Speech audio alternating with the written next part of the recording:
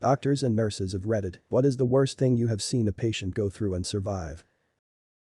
I saw a woman who had been stabbed in the neck with her own high-heeled shoe. Somehow, she just needed stitches and a tiny surgery. Wasn't this featured on Untold Stories of the E.R.? I've seen what you're referring to. That one was in the head. Okay. I was on call for transplant as a coordinator and we got an organ donor who was a 30-something-year-old sex worker who was beaten up and left for dead in an alleyway. They were non-responsive with very little brain activity, not to mention the physical injuries requiring life support. But because they had brain activity they were what we call a DCD donor after cardiac death, and we wait to see if they wake up or become completely brain dead. Well, they woke up. Then they sat up and started trying to take off all the equipment, their heart started beating on its own again. They walked out of the hospital 2 days later. This is deliberately vague to protect anonymity. DCD FYI, when pronounced in French, these letters mean décédé, the deceased. Ah. Neat. It used to stand for death after cardiac demise. I'm not sure when they changed that. Probably cause it sounds like a death metal song. Not a doc or nurse. But when I had my first spontaneous pneumothorax, on the bed in front of me was a guy with his head swollen 3 times the size of a normal head. Days later when he woke up. Not like unconscious wake up, but like can open his eyes and speak. He changes a tire on his Audi A4 Combi. When the tire was taken down and the car on the jack, he remembered a screw which made a sound every time he turned the car to the left. So he hops under the car, turns the screw and hears a squeaking sound from the direction of the jack. He turned to it and saw the jack turn to the side while the car fell. The Audi A4 Combi fell from 55 centimeters in his face. His collarbone saved his life. The car was laying in his face for about 4 hours until his grandfather came to get a drill. He lifted the car with his hands long enough to pull him out. His eye was the reddest I've ever seen. The back of his head was just crunched. He had multiple brain surgeries and had to relearn a lot of movements, especially eating since they were forced to partially reconstruct his jaw on once a day kept holding contact. He is now in his 30s and with therapy he lives a good life as farmer. 3 kids and happily married. This right here is why you never put anything you care about underneath a car that isn't resting on solid metal or wood. Jacks can collapse in all kinds of ways. The worst is that it never seems to kill instantly, instead it just crushes people and leaves them to slowly die. And you never just use the jack stands. Once all the weight of the vehicle is on the jack stands, you also want to raise the jack back up to the lifting point with the slightest pressure on it. That way if one of your jack stands collapse, your actual lifting jack should catch it and give you time to get the fuck out from underneath the vehicle. Came here to say this. Nothing wrong with using a jack or jack stands. Just use them together. It sounds like the patient only used a jack and no other supporting elements. The good piece of advice I got once that I've followed religiously. When the vehicle is jacked up and 1 or more tires are off, put the tires sideways under the car so it can land on the rims if it does come down. NICU nurse here. Baby was born with an undiagnosed congenital heart defect. A defect that if not treated will lead to death. Baby was discharged home. Mom took the baby to the PD the next day because she felt like something was wrong. PD blew her off and said they'd follow up in a week. The next day baby came into the NICU basically DOA. There is duct in the heart that had kept her alive her first days, but the second day the duct closed and her little body went into shock. All babies have this duct that closes after a few days, and if their heart is healthy all is well. But some defects need the duct to stay open to stay alive. Her defect was lethal without a patent duct. I walked into the room that morning. The room was trashed. Baby swollen. Not even looking like a baby. With every drug imaginable being pumped into her body. You could barely even see there was a baby with all the machines hooked up to her keeping her alive. Her little body in shock, nearly shut down, bleeding from every hole in her body. She was sick for a very long time and doctors told mom she would never walk or talk or live a normal life. Well, this little baby is 3 years old now and visited me yesterday. She's beautiful. Living a full life. Walking and talking with only a scar on her chest is a reminder of her first few months of life. The scar is a reminder that her heart is now perfect. Damn those poor parents, going through that. Our granddaughter was born at 29 weeks gestation. Weighed 1 pound 13 ounces. She is 7 weeks old now and will most likely be going home in a couple of weeks. She is doing pretty well. But it has been a stressful time for all of us. What the baby in your story went through, I can't even imagine. Our daughter was 1 pound 6 oz. 26 weeks. Today she is in college and just bought a new Camaro. It's tough for the first year. But it gets better every day. The MT here. Severe electrocution, yes that's what it's called even if they don't die. He was working on a roof and a piece of gutter he was holding bumped a high voltage line that was supposed to be off. The hand holding the gutter was completely degloved, as were several spots on his torso. His whole body was covered in second and third degree burns. Somehow he was not only alive but conscious, but his airway was burned as and swelling shut. Fortunately, the paramedic I was partnered with was in acid intubation and got a tube placed in time, and we got him to burn unit quickly. Last I heard he survived. I have a coworker whose dad lost both of his arms due to electrocution. He was a lineman. My dad died in an electrocution accident. Sorry to hear that. Patient had history of multiple suicide attempts and self-harming. He drunk caustic cleaning chemicals and damaged his ability to speak and swallow. He had problems communicating and had a G-tube for nutrition. He had a urine bag because he had damaged his urethra and bladder with knitting needles and installation of chemicals. He was severely scarred over his whole body after attempting to immolate himself with gasoline, which also left him with several amputations. He was in the VI system. And I knew him over the course of many years. It was always distressing to interact with him. I couldn't satisfy his neediness, which he constantly demanded that I do. Modern medicine got too good at keeping people alive. If there's ever an argument for assisted suicide, this guy's it. It seems cruel to keep saving someone who is so miserable and so determined to die. That's the thing. There are surefire ways of making sure you die. Stick around Reddit long enough and you might see a few. Even if you want to go in a way that makes finding your body a non-traumatic experience, there are 90% plus success rate ways of going about it. That man had suicidal tendencies. But something deep down was keeping him from doing a good enough job. I mean, who the hell lights themselves on fire? That's excruciating. Maybe he thought he deserved to be punished or something else caused him to desire a more painful death. Just because he didn't succeed didn't mean he wasn't 100% committed. He may have just thought the easy way out was too easy. Certainly ingesting Drano and lighting yourself on fire can't be considered half-assed attempts.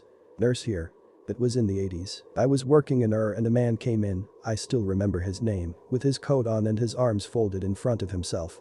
I was talking to the check-in clerk and asked the man what brought him to He opened his coat and his intestines started slipping out. He quickly caught them, stuffed them back in, and held it shut with his coat. I remember asking him what time this happened. It happened about an hour prior to when he came in. I asked about the delay. Well, it was pot roast night, and nobody in the world made better pot roast than his wife, and if he was going to die, he wanted to choose his final meal. He ended up being fine. Good lord. Lol, this has to be the ultimate compliment to the chef, right? I'm a rescue flight mechanic in the Coast Guard H-60 helicopter. We rescued a 9-year-old boy who went through a large vessel's prop. He had a laceration across the entirety of his back that exposed his vertebrae and both body cavities.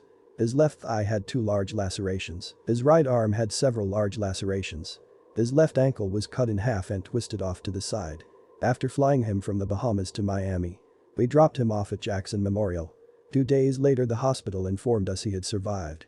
He was given over 3,000 stitches and multiple transfusions. His vertebrae was chipped. But his spinal cord was not cut. Kid was damn lucky to live. 3,000 stitches, that kid was very lucky. Had a patient who underwent bariatric surgery and lost a ton of weight but still had a bunch of extra skin. Her sister bought her a grappin for plastic surgery in Mexico as a birthday present, so she goes through with it.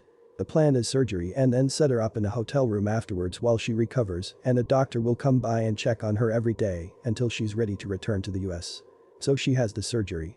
And it is extensive. I'm talking arms, legs, butt, boobs, abdomen, neck. This lady has incisions all over. They put her in the hotel room. And nobody shows up to check on her.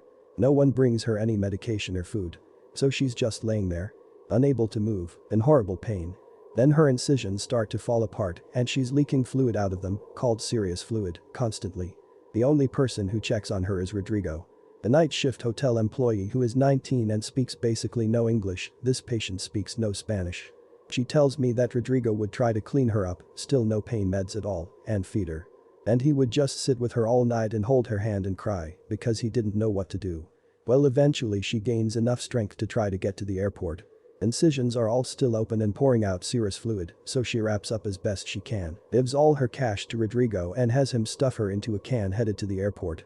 She gets to the airport and they don't want to let her on the plane because she looks like she's going to die on the flight. Somehow she talks her way onto the flight, makes it back to the US. And then takes a cab to the hospital, where she is immediately admitted for a multi-day stay.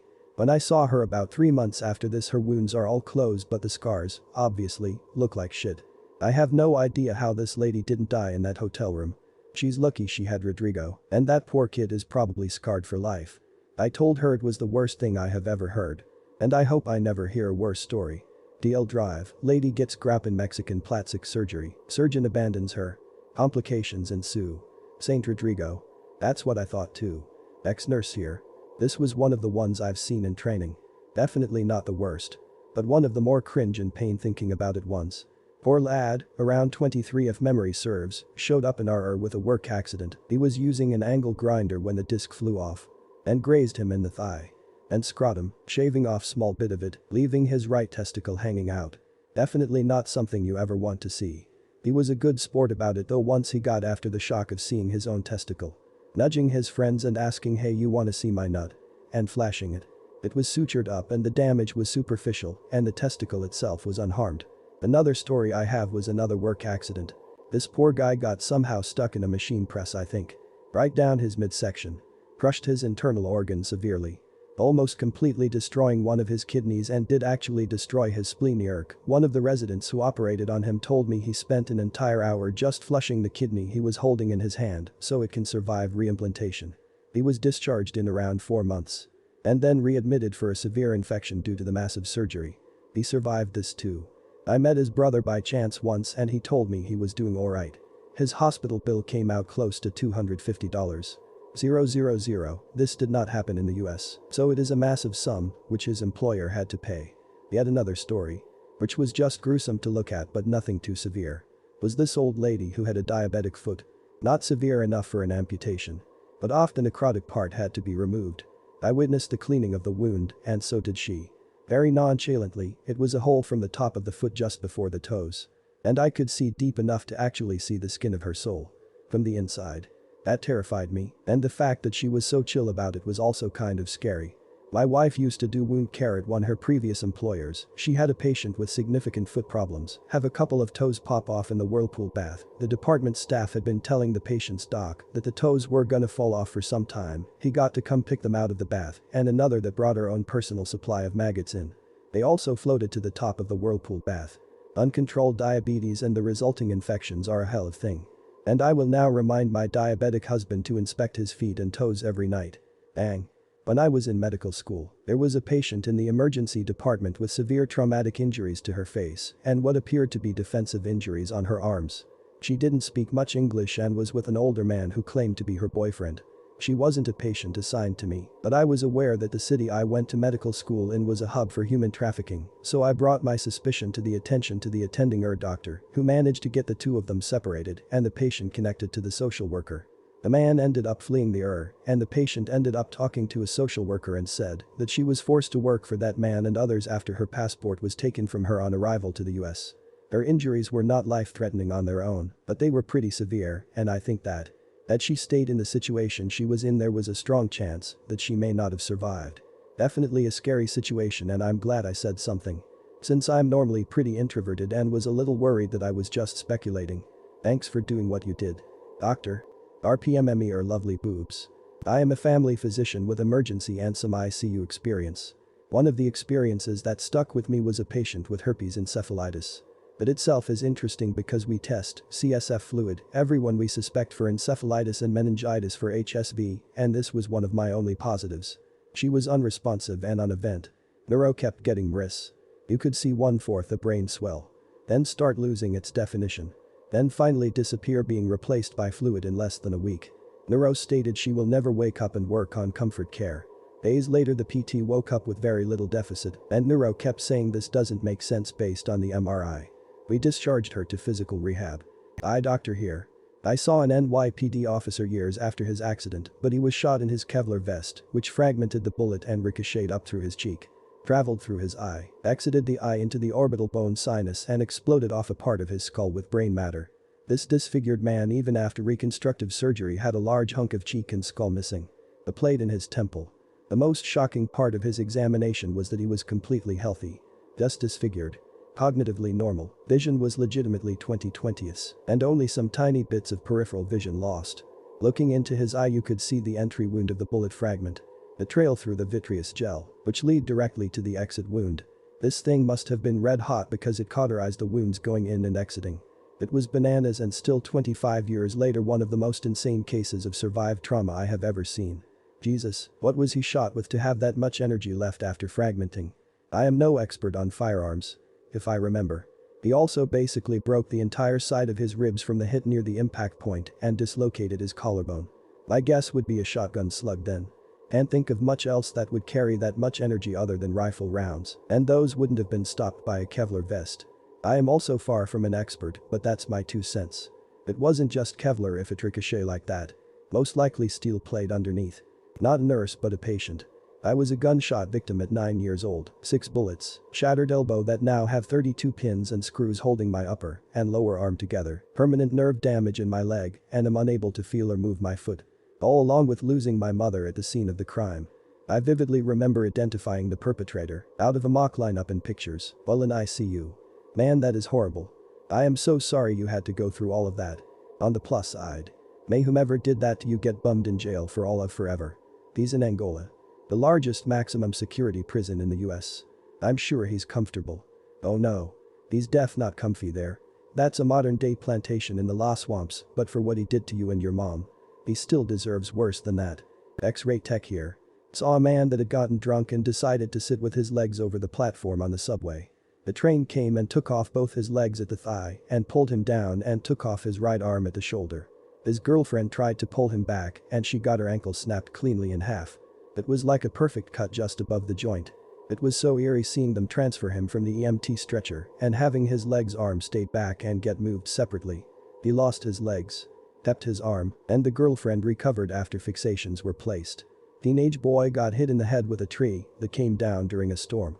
The neurosurgery service, pediatric ICU doctors, and the neurology service, my team, are reviewing the brain imaging together.